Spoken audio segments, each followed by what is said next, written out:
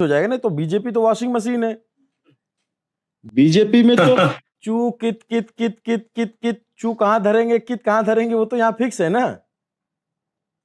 एकदम। बट एक बात बताओ, अब दूसरी बात, ये तो टीएमसी में टूट की कहानी, लेकिन बीजेपी के लोग इसे कैसे देख रहे हैं?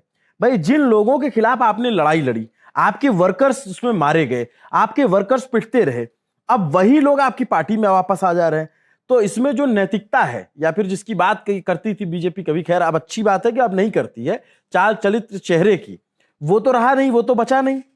देखिए, मैं आपको एक बात बताऊं कि जब ये जो सांसदों का जाना हो रहा था, जो प्लान बन रहा था, उस समय तक स्टेट के कोई भी लीडर्स इस पूरे प्रोसेस में इन्वॉल्व नहीं थे। ये मैं कॉन्फिडेंटली बता रहा हूं कि कोई भी स्टेट लीडर यहाँ पे इन्वॉल्व नहीं थे। और बीजेपी के जो डिसीजन मेकिंग है, पॉलिसी मेकर्स है, जो जानते हैं कि एनडीए को कैसे स्ट्रांग करना है, वो इनमें इन्वॉल्व थे। उनका नाम मैं नहीं ले रहा हूं। जैसे ही यहाँ पर बगावत शुरू हुआ, स्पीकर के पास चिट्ठी लिखकर एनडीए में शामिल होने की बात कही गई, उस समय शुभेंदु अधिकारी पहुंच गए इनके साथ मीटिंग के लिए।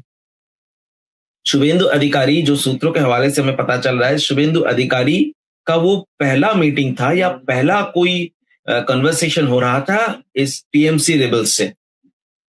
इससे पहले किसी का नहीं था।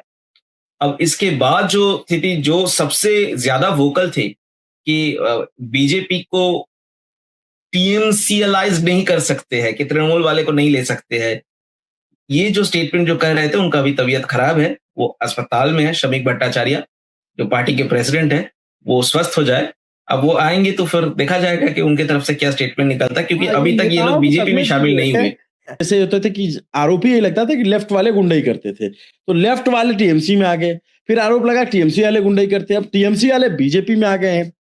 मतलब आप जो कह रहे थे कि भाई ये यहाँ का कल्चर है, तब मैंने कहा था कि नहीं दादा, कल्चर तो मत बोलो कि इस तरीके से है, लेकिन वो कल्चर क्या यथावत बना चला आ रहा है। और दूसरी बात ये कि जैसे सायोनी घोष है, तो बीजेपी का पूरा कैंपेन ही उनके काबा मदीना वाले गाने के अगेंस्ट में था।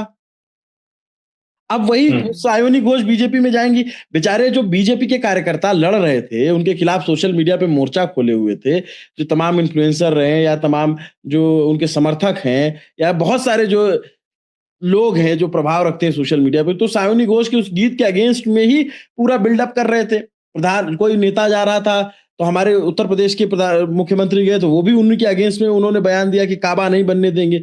अब वो काबा और मदीना लेकर के अपना जो भी उनका गीत है, उसको लेकर के वो जा रही हैं बीजेपी में। तो इसको कैसे देख रहे हैं बीजेपी?